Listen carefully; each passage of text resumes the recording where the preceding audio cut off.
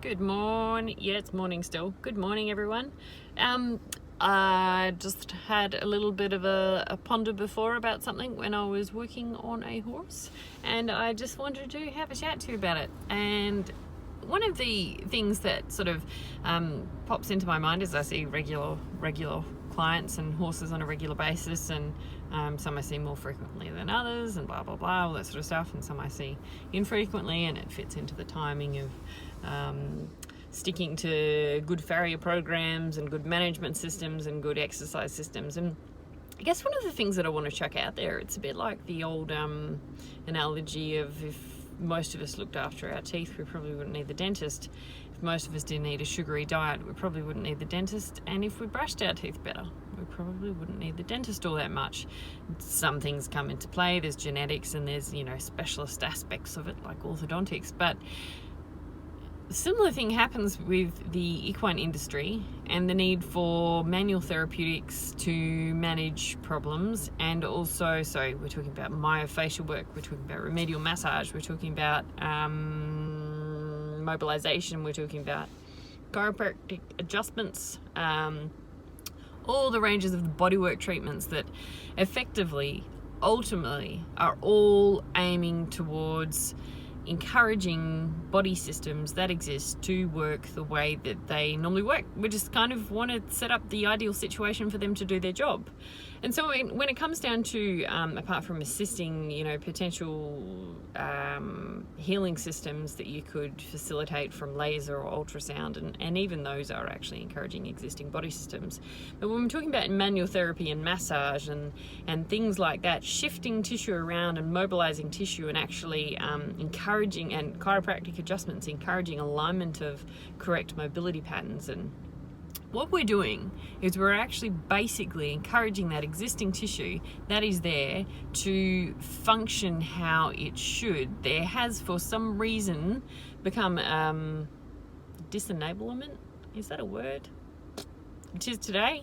The tissue has somehow become dysfunctional through the situation that it's in, disenabling the correct functionality of it. Now, the body, the layers, we've got bone, we've got connective tissue, we've got ligaments sticking the bones together, we've got tendons sticking the muscles to the bones to enable movement. Then those tissues have articulating surfaces, the bones do their joints.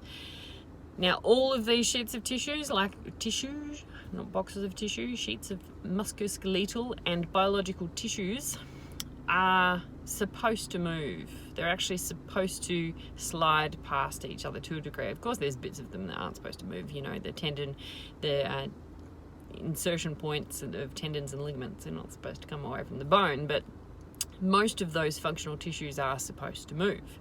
Now, one thing we need to keep in mind is that, yes, we have unrealistic expectations of the horses. We ride them and they're not born to be ridden, but ultimately, mammalian organisms are designed to move. So they are really, really good at managing themselves through movement and correct movement patterns. So, just a bit of a curly one.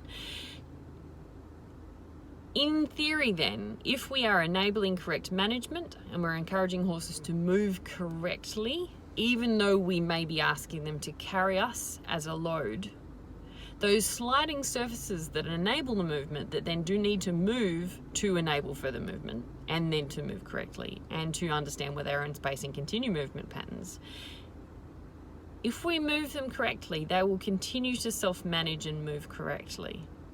So most of the problems that we have come from poor movement patterns and poor return to movement patterns.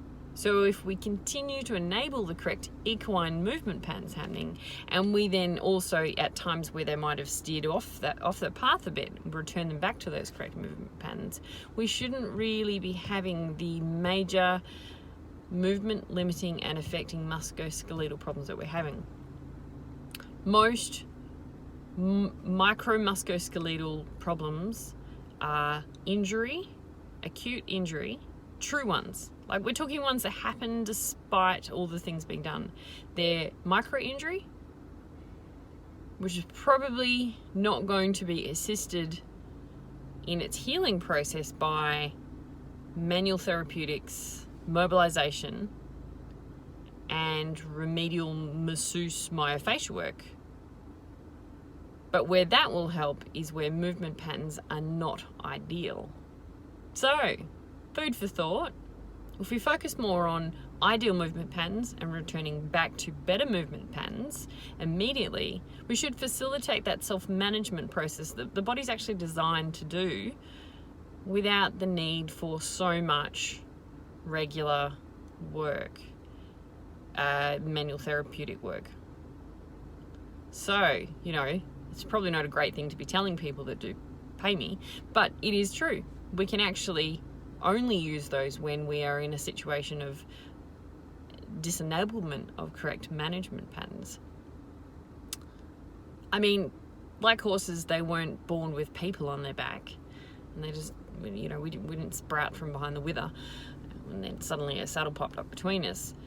And much the same, most of them weren't born with a body worker by their side. So again, it's that sort of natural versus not natural pattern. But what we do know with people is that even though we do utilize manual therapeutics and mobilization therapeutics such as chiropractics and osteopathy, it all comes down to enabling the correct movement patterns to occur and then encouraging them to continue to occur. And when we do have those situations of ideal movement patterns continually cycling through as a normal basis, so it becomes functional rather than dysfunctional, and it enables those correct mobility patterns rather than disenables it, we have a massive reduction in myofascial pathologies, pain affecting movement patterns and leading down to poor ranges of mobility.